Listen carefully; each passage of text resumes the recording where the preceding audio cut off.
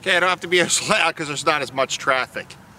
Okay, what we have here is probably the most historical building during the Battle of Brandywine.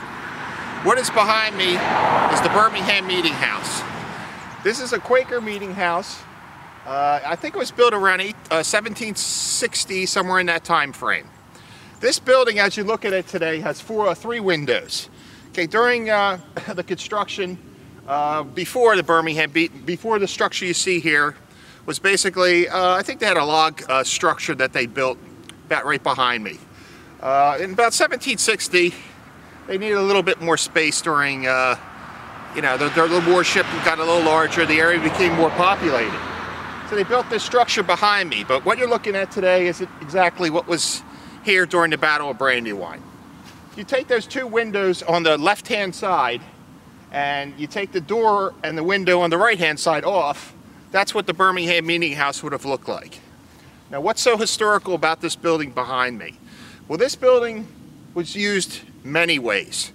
Before the Battle of Brandywine, probably around September 3rd, when Washington's army arrived in the area, okay, there were some wounded that he had, some sick soldiers that basically were with the army.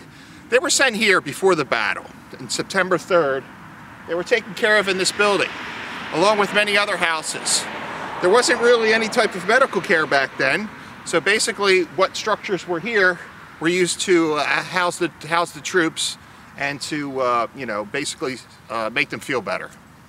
Okay, with that said, the building behind us here is very historic. The history about it is that what you see here basically is exactly what it looked like back then.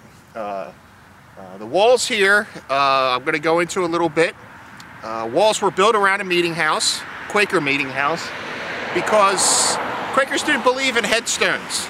They didn't believe in flashiness. They were very peaceful people. They didn't believe in conflict. So their cemeteries were very plain. And basically the walls behind me in this meeting house have really about 10 grave markers that I can see. But from what I've known and what I've talked to the people that are involved with this meeting house is that there's about 1,000 to 2,000 individuals behind me. They were just put in the ground and they didn't have a headstone. Battle of Brandywine. Okay.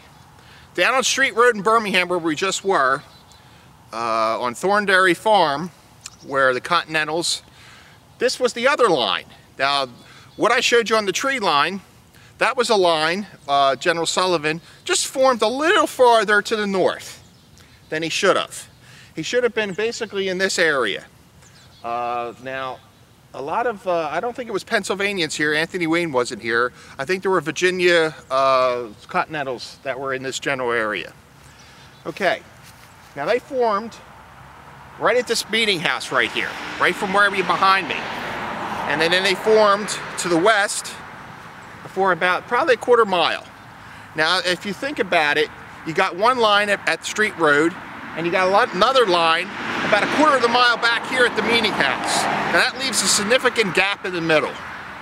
Now from Osborne's Ridge, right now, General Howe and Cornwallis are still on that ridge, because basically a lot of the commanders, they watched the battle go ahead, and if it was going in the British's favor, then they would, the officers and the assistants would come down and move as the army moved by pushing the Americans. Another tidbit about this building behind me is that it was used as a hospital, okay, by the British after the battle. So I'm going to go into the battle right now. Basically, there was artillery right where I'm standing. This is where the cannonade would have been fired on Street Road over the heads of the militia stationed in the farm, about a quarter mile to my north. And right where I am was basically utter destruction. Utter destruction. There would have been bags, provisions, pots and pans. Anything the army had would have been left here after they retreated from this area. This whole area would have been wagon wheels, wounded, weapons on the ground, massive injuries, surgeons walking around, basically looking for Continentals, British. Everybody was mixed together after the battle.